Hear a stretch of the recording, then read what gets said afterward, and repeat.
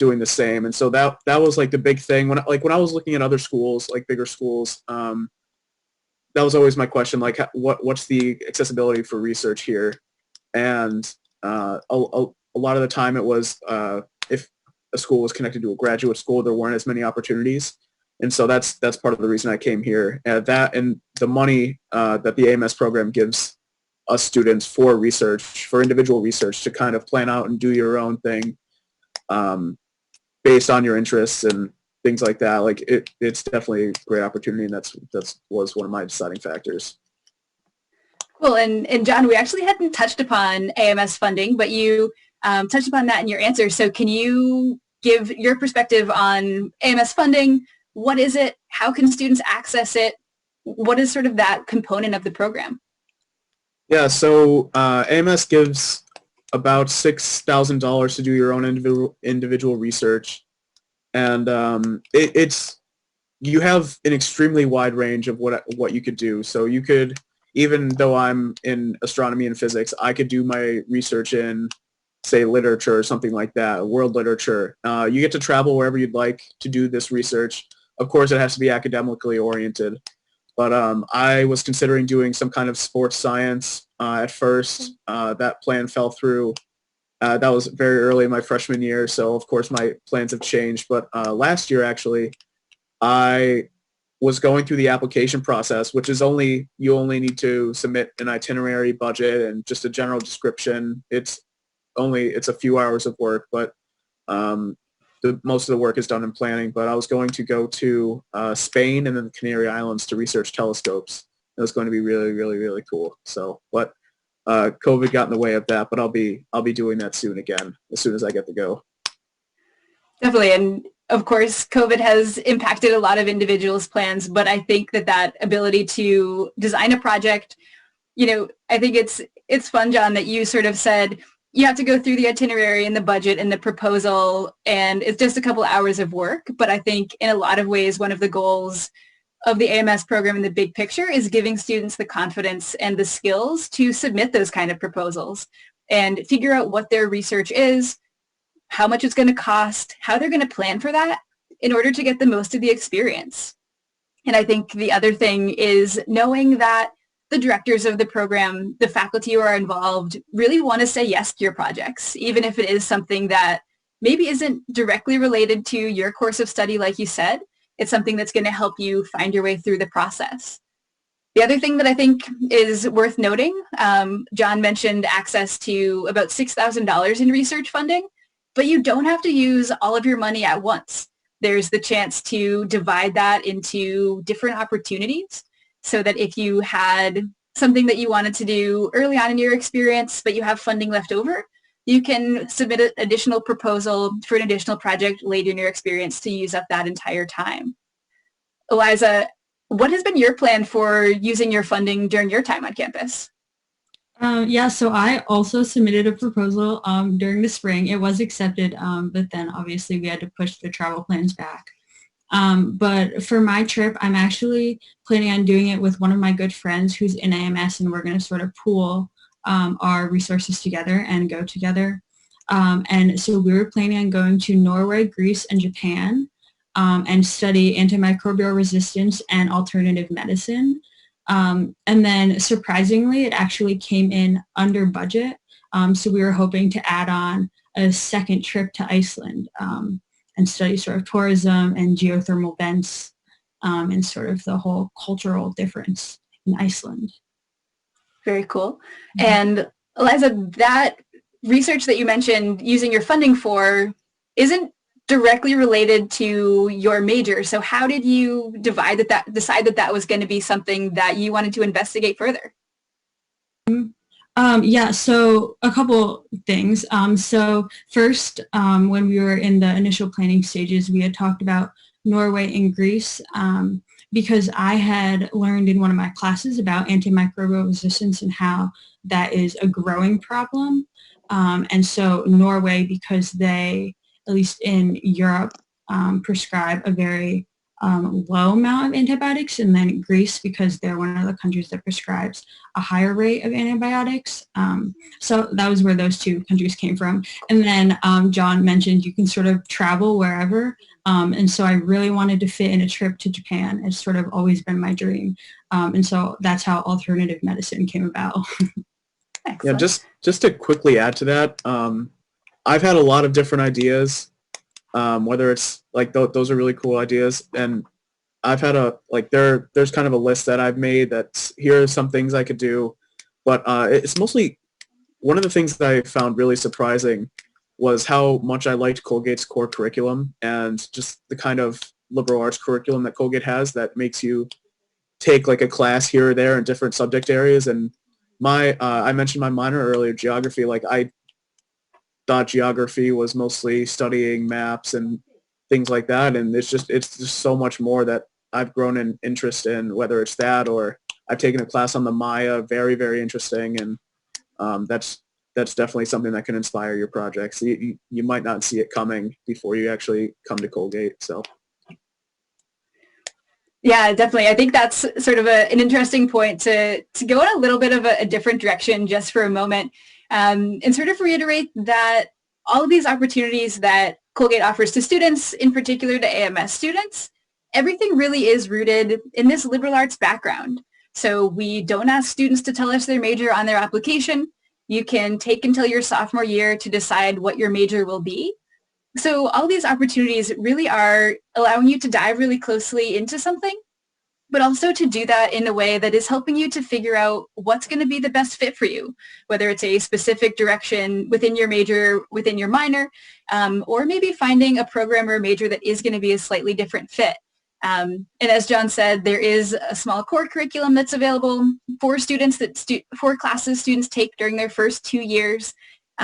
Just to make sure that everyone is taking the chance to explore some different types of classes and see all the different aspects of the curriculum, even if you do ultimately settle on the exact thing that you were thinking about when you came to campus. So in terms of exploring the whole curriculum, embracing academic opportunities that maybe you didn't see coming, John, what has been your favorite class you've taken at Colgate that wasn't something that you expected when you showed up? Yeah, so I've had some really cool astronomy and physics classes, but I'd say my favorite class has been environmental hazards. It's a geography class, and it's more about studying social structures and how social structures may impact environmental disasters such as earthquakes or floods, and how whether it's just a lot of social structures and impacting those, and how the words escape me right now, but studying different phenomena that occur in nature and seeing how humans either could have prevented it or how they contribute to it, actually. And it was just really interesting. Very cool. A little bit of a different direction from astronomy and physics. Eliza, what has been your favorite class outside of your expected area of study? Yeah, we were just talking about it. I'm currently taking a philosophy of time class, which is one of the most mind-blowing classes that I couldn't even consider taking. You know, I just didn't even know what the philosophy of time even consisted of. We talk about change, how change is possible. We just spent a week talking about time travel. Now we're talking about if and how time actually flows. So it's just like crazy out there things that make you question everything. And I would say the same thing is true for a lot of my philosophy classes. And so I came in as a neuro major. I knew I wanted to do science, but philosophy has been the thing that really kind of grabbed me and has held my attention. Very cool. And I always appreciate hearing from students who are willing to let their attention be grabbed by something that isn't what they were expecting and sort of go into a class knowing that it is going to encourage you to think in a totally different way than what you had been expecting. And I think that is, in my mind, and John, you can feel free to tell me that I'm off base here, in sort of this idea of the public intellectualism and the sharing ideas with your classmates and with your peers.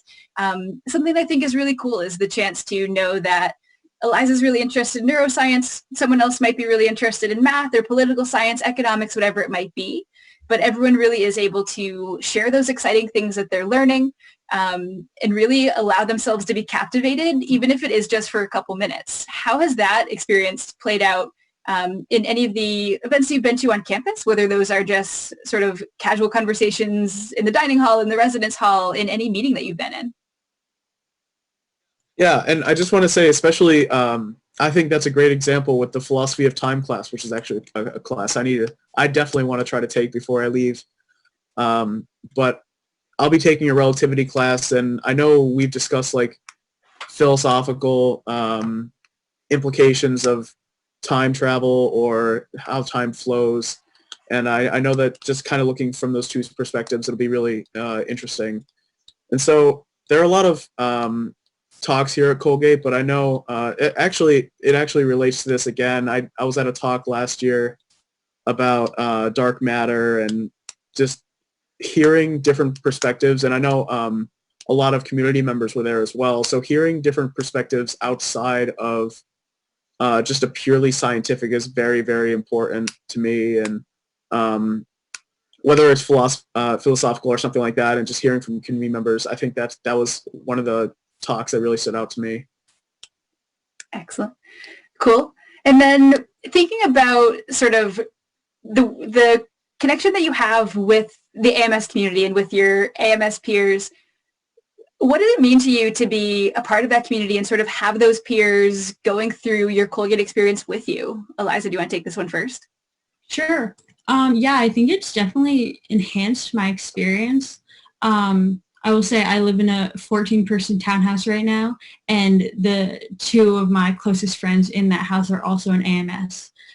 So that's sort of, they're in, my AMS community, and they're also in my close-knit community. And so there's a lot of overlap when you're in the AMS program, especially because of the orientation. When you come in as a first year, a lot of your first friends that you make will be in AMS. And so that's a way for you to sort of start in the program and feel a sense of community right off the bat, which I think is really great. I will also say I sort of talked about how I use AMS as a resource for sort of just like gathering little insights about Colgate. And one of the things that the program has that I think is really great is a mentorship sort of matching program. And my mentor, Sasha, she just graduated.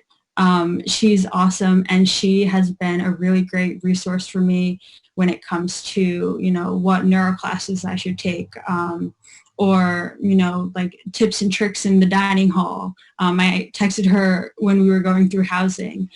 So stuff like that you might not think of. Little things is really important for sort of building that community and always having people that you can go to, whether or not it's about academics or social stuff. Which is awesome. Okay, I have to ask, what is the best tip or trick that you have for the dining hall? Okay, this one might be controversial, but she's a big proponent of Tupperware. Like, have a meal and then take some to go. Maybe we shouldn't, advertise that as an option, but big proponent. I will offer that first years and sophomores at Colgate are automatically on an unlimited dining plan. So whether you stop in the dining hall or you stop once and get double food while you're there, it probably works out okay. And John, and I know that you work closely with sort of the programming for the AMS program. And Eliza mentioned the mentorship opportunities. Is that something that you're involved in? And what is your goal in helping students to make those connections early on?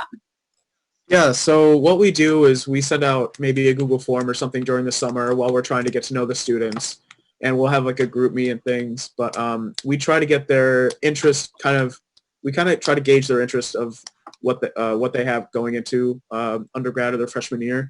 And so we'll do the same thing for possible mentors. We'll get a bunch of mentors that sign up, and then we pair them based off of common interests. And it's not just academic interests.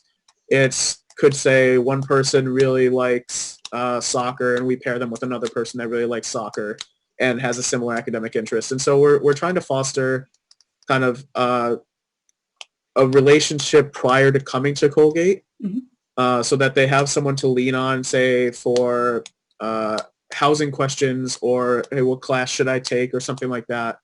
And then it's a lot of mentors stick with their mentees pretty well.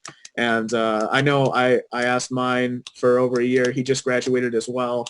So whether it's about housing or something else, like Eliza said, so it's definitely just trying to foster relationships before you come to campus and make sure you have people you know, especially upperclassmen, because they could help you a ton. Definitely. And I think sort of having the small community that we have on campus, we do always hope that those connections that our students make with their upper class peers, with students who went through this just a couple years ago, whether that is someone in your scholars program, someone in a club or a sports team, within your major, within your class, we hope that those really are valuable connections for our students. But of course, some of the other connections that we are really excited for our students to make are those with their faculty members. We are a small community. The average class size is 17. It is definitely the type of place where your professors know your name. We don't have any teaching assistants on campus, so that means that our professors chose to be in a place where they would be working directly with undergraduates. They would be guiding them through the process and getting them involved in a lot of different things that they do here. Eliza, how have you been able to connect with a faculty member in a way that is beyond the dynamic that you might have expected when you first showed up at Colgate? Yeah, I love to talk about this one because I think our faculty are great. Right now I'm in a class with 7 people, and I have a couple other small classes, and I've had a couple in the previous semesters, and so I think that's really important to have small class sizes. But one professor that I'm really close with is actually my neuro advisor.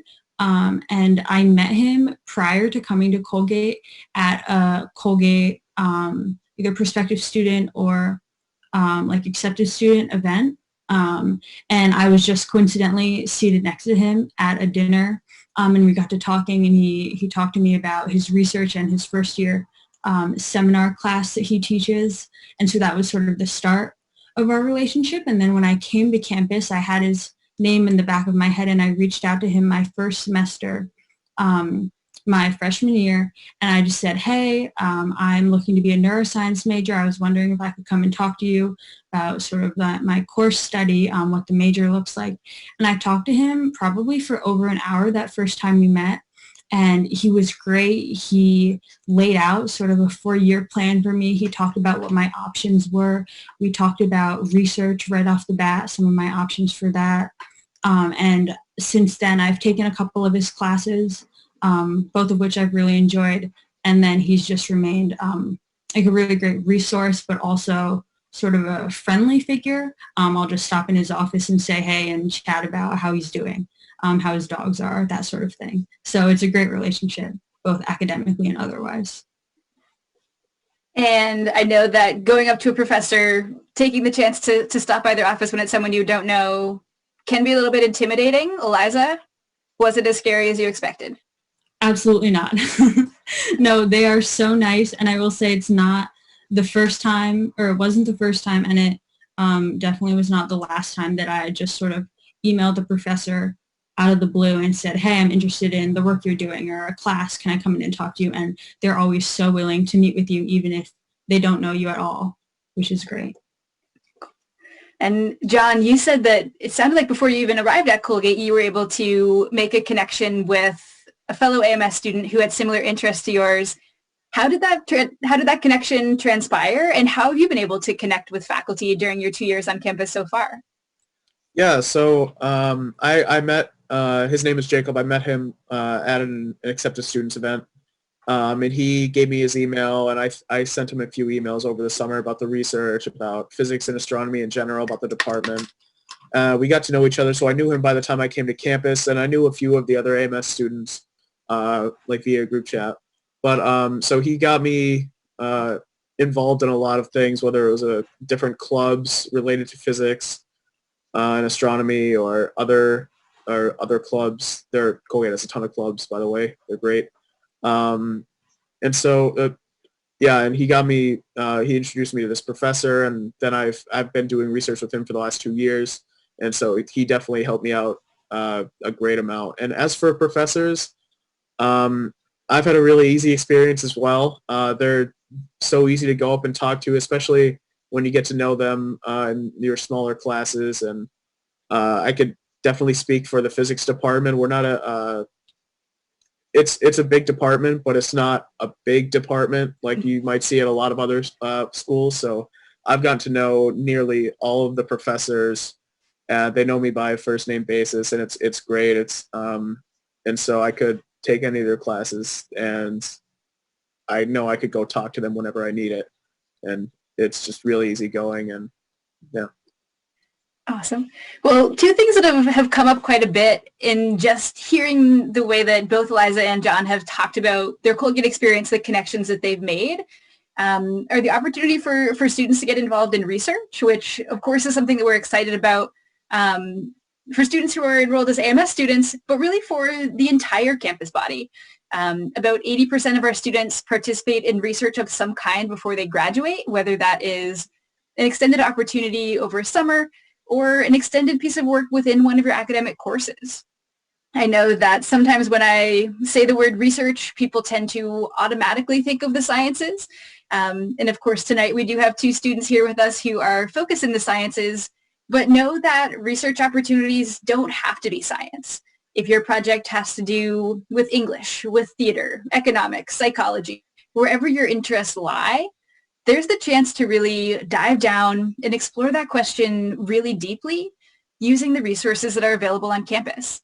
I think this is another area where having that confidence to go up to your professor or email your professor and say, this is really interesting to me, how can I help out, will take you a really long ways. So John, you said you were able to get involved in research early.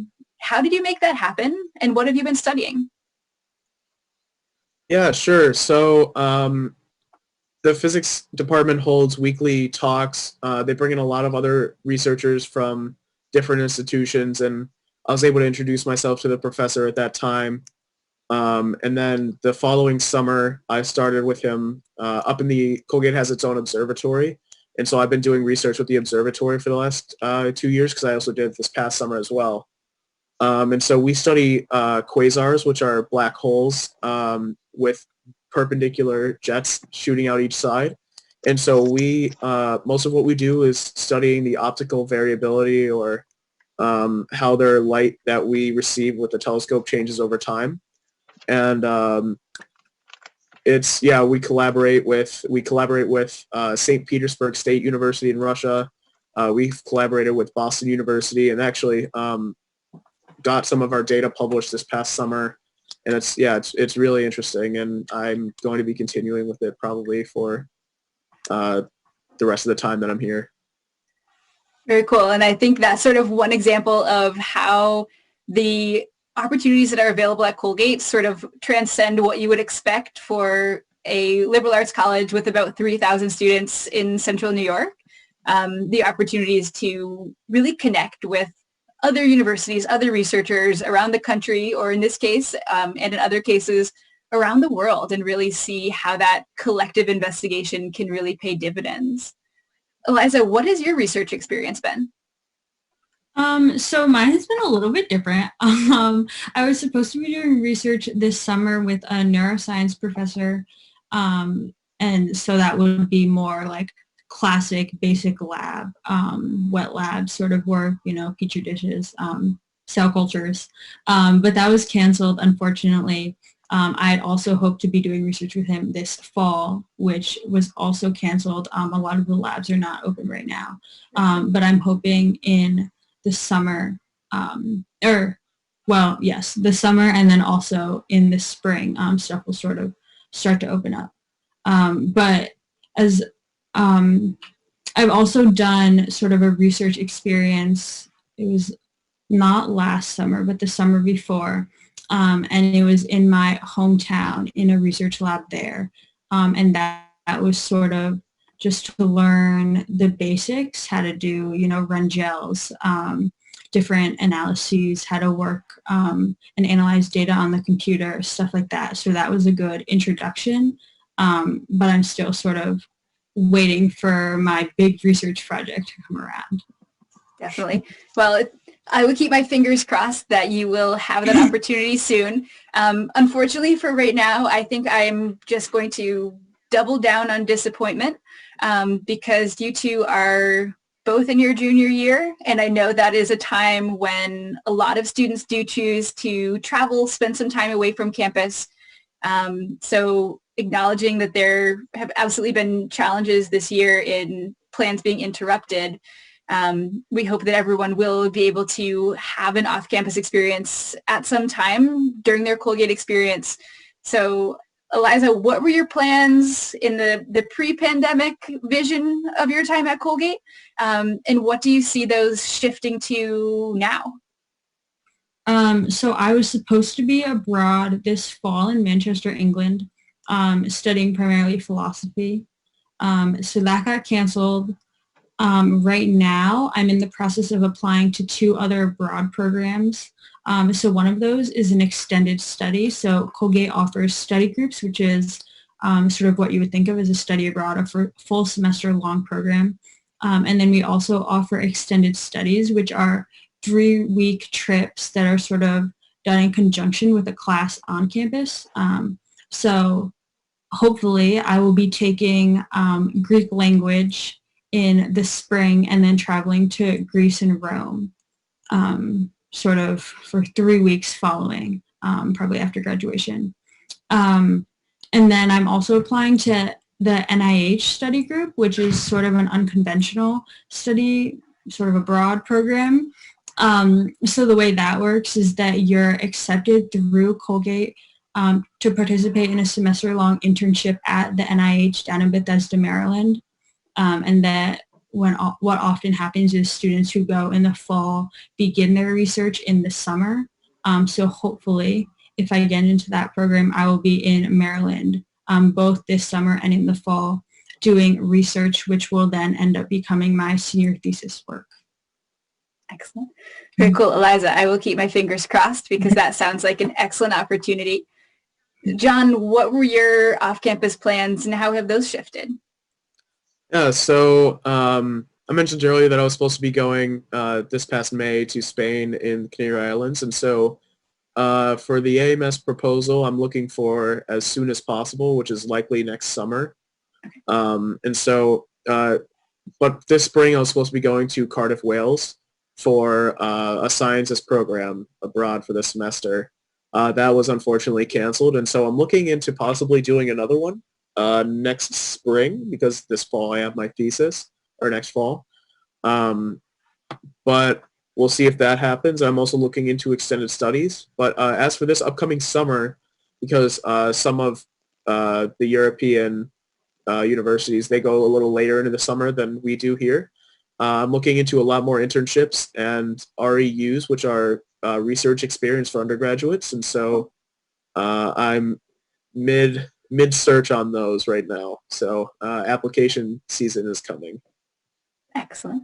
Very cool. So despite some difficult times, I'm glad to hear that both of you have some exciting events on the horizon and thinking about the ways that you can continue to maximize your opportunities both through Colgate and additionally through the AMS program and the connections that are available to you there.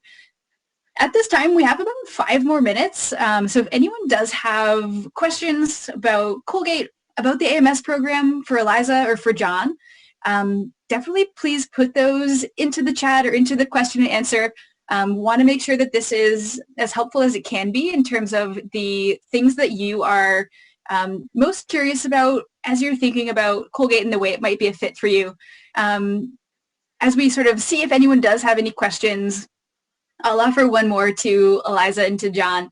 If there were 2 things that you would want prospective students to know about Colgate generally, and then 2 things about the opportunity to be an Alumni Memorial Scholar at Colgate, what would those be? Go ahead. Okay.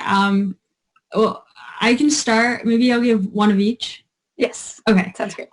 So the first thing I'll say just about Colgate in general is just to stress the community that we have here. There are a lot of schools out there that are liberal arts schools. There are a lot of really good schools out there. But something that I think sets Colgate apart is the community that's fostered here. And that's for a couple of reasons. One, we talked about small class sizes, and we talked about the close relationships with professors.